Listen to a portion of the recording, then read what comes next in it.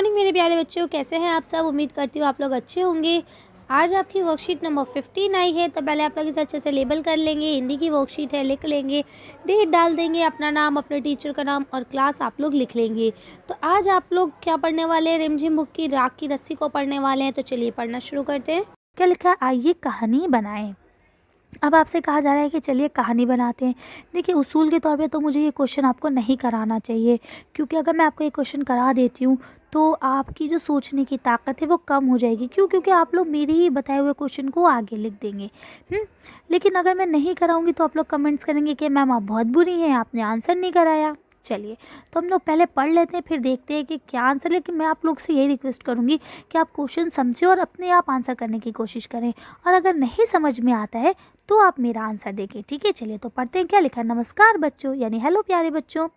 आप सबने कहानी राख की रस्सी पढ़ी, यानी आप सबने आज से पहले की जो एक दो वर्कशीट्स थी उसमें कौन सी कहानी पढ़ी, राख की रस्सी। ठीक है, अब क्या कहते हैं, कहानी के अंत में लोन पोगार अपने बेटी की शादी उसी लड़की से करवा देता है जिसने लोनपोगार के बेटे की मदद की थी। यानी वो जो लड़की बार बार उसकी मदद कर रही थी, अंत में लोनपोगार जो है वो अपनी बेटे की शादी उसी लड़की से करा देता है। क्या आपने सोचा कि इसके बाद क्या हुआ होगा, यानी अब कहानी में आगे क्या हुआ होगा, आपने सोचा? चलिए सोचिए और इस कहानी को आगे बढ़ाइए। अब आपको यहाँ तक शादी हो गई, अब उससे आगे की कहानी आपको बढ़ानी है।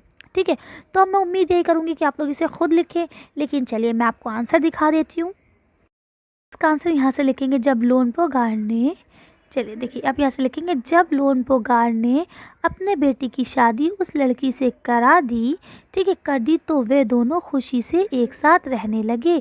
और लोनपोगार का बेटा भी उस लड़की के साथ रहते रहते बहुत होशियार हो गया, क्योंकि अभी उसके पास अकल की कमी थी, वो नहीं समझ पा रहा था हमें क्या करना है, लेकिन उस लड़की ने उसे समझदार बना दिया। और दोनों कभी कभार शहर भी जाते होंगे, यानी अब वो लोग कभी कभार माल को बेचने इस तरह से शहर जाते होंगे। उस लड़की के आने से लोनपोगार की चिंता भी ख़त्म हो गई होगी, यानी क्योंकि लोनपोगार चिंतित रहते थे अपने बेटे को लेके, तो अब वो लड़की आ गई, इसकी वजह से उनकी चिंता भी ख़त्म हो गई होगी।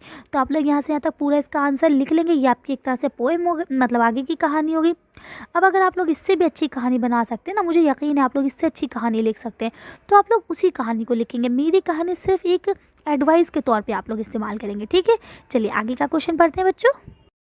आपका यहाँ पहला क्वेश्चन लिखा है, क्या लिखा है आपका पहला क्वेश्चन, देखिए यहाँ लिखा है, आपने पाठ में पढ़ा कि लोनपोगार ने अपने बेटे को जौ के बोरे लाने को कहा। ठीक है, गेहूं और चावल की तरह जौ भी एक तरह का अनाज है।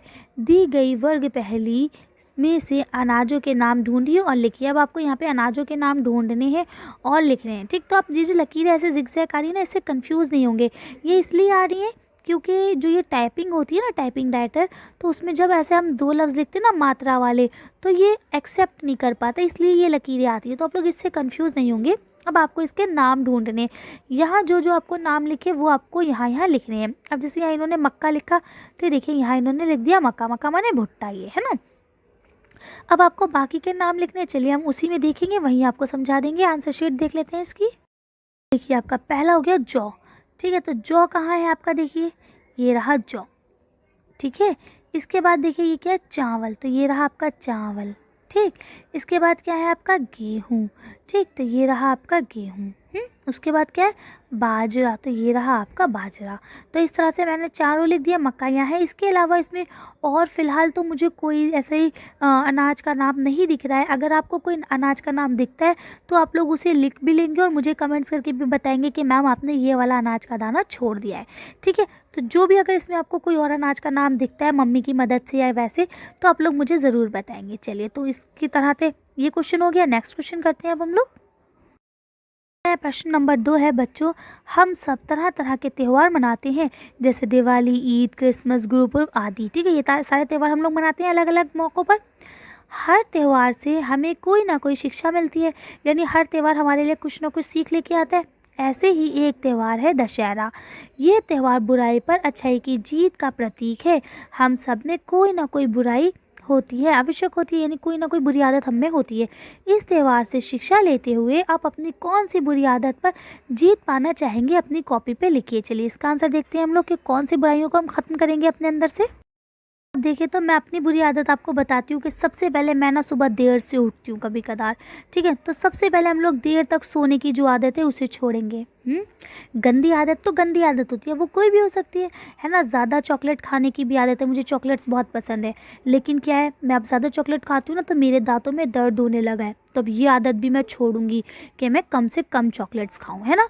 और इसके अलावा कभी कदार मैं मम्मी को भी परेशान करती हूँ। मम्मी कहती खाना खा लो बेटा, मैं कहती नहीं मैं नहीं खा रही, मुझे भूख नहीं लग रही, है ना। तो ये जो मम्मी को हम परेशान करते हैं, आके सामान इधर उधर फेंक दिया, तो ये भी हमारी गंदी आदत है। तो हम लोग इसको भी छोड़ देंगे। इसके अलावा हमारे अंदर एक आदत और भी होती है कि सुबह देर से उठते हैं और स्कूल की छुट्टी मार लेते हैं, है ना। तो वो आदत भी हम छोड़ेंगे कि हम स्कूल की छुट्टी नहीं करेंगे। और ज़्यादा खेलने की आदत भी गंदी होती है। तो हम ये गंदी आदत भी छोड़ेंगे, हम टाइम टू टाइम खेलेंगे बस, ओके। तो इस तरह से ये 5 काम मैंने लिखे हैं जो हम लोग के अंदर होते हैं, और मुझे पता है आप सबके अंदर भी ये गंदी आदतें ज़रूर है। तो आज हम लोग कहते हैं कि इस दशहरे हम लोग ये सारी गंदी गंदी आदतों को छोड़ के एक अच्छे बच्चे बन जाएंगे, ओके। चलिए आगे पढ़ते हैं कि इस तरह से ये वाली वर्कशीट आपकी ख़त्म होती है। यहाँ शिक्षक के लिए दिया है कि बच्चों के साथ गतिविधि के बारे में आवश्यकता अनुसार बातें करें, यानी जिस हिसाब से आपको ज़रूरत है टीचर्स आपकी मदद करें। इसके अलावा आपको पेरेंट्स को दिया गया कि बच्चों के साथ बातचीत करते हुए उन्हें विभिन्न त्योहारों पर बनने वाले उनके मनपसंद पकवानों की सूची बताएं, और उन्हें ये भी बताएं कि पकवान किस अनाज से बनाए जाते हैं। यानी अब आपकी मम्मा आपको ये बताएंगी कि दिवाली पे हम लोग कौन कौन से पकवान खाते हैं, और वो जो हम पकवान खाते हैं वो किस चीज़ से बनते हैं। जैसे अब मुझे रसगुल्ला बहुत पसंद है, तो अब रसगुल्ला किससे बनता है, वो दूध को फाड़ के बनाया जाता है, यानी जब दूध फट जाता है ना तो उससे वो बनाया जाता है। तो अब इसी तरह से आपको जो चीज़ पसंद है आप मम्मा से पूछेंगे कि मम्मा ये चीज़ कैसे बनाई जाती है, ठीक है। अब जैसे किसी को जलेबी पसंद है, किसी को रसगुल्ला पसंद है, किसी को और कोई बर्फ़ी पसंद है, किसी को काजू कतला पसंद है, तो सबकी अलग अलग फेवरेट चीज़ें होती हैं। किसी को इमरती, किसी को बालूशाही, है ना। तो आप लोग इस तरह से अपनी मम्मा से पूछेंगे कि कौन सी मिठाई किस तरह से बनती है और उसके लिए कौन सा अनाज यूज़ होता है, ठीक। तो आप लोग इसे कर लेंगे। आज की वर्कशीट को हम ये खत्म करते हैं। आज की वीडियो में बस इतने। अगर आपको हमारी वीडियो पसंद आई हो तो प्लीज़ इसे लाइक और शेयर करें। और आज थैंक यू फॉर वॉचिंग।